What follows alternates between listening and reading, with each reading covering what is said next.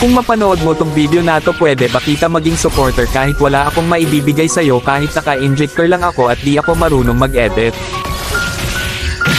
Gusto ko lang maranasan ang pakiramdam ng may humahanga sa bawat video na ina-upload. Sobrang saya kasi pag nakikita mo na may sumusuporta sa'yo kahit na simple lang mga ginagawa mo. Nakakasipag gumawa ng video at hindi nakakasawang mag-upload.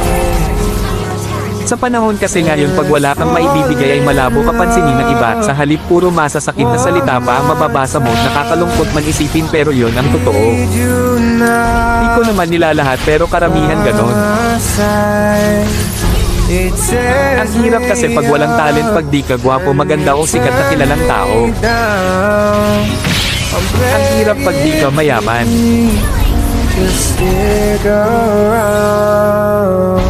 Okay lang sa akin basta lagi lang akong gagawa ng video kahit wala pang pumansin. Ang mahalaga lang sa akin ay yung mga alala pagdating ng panahon na mababalikan mo.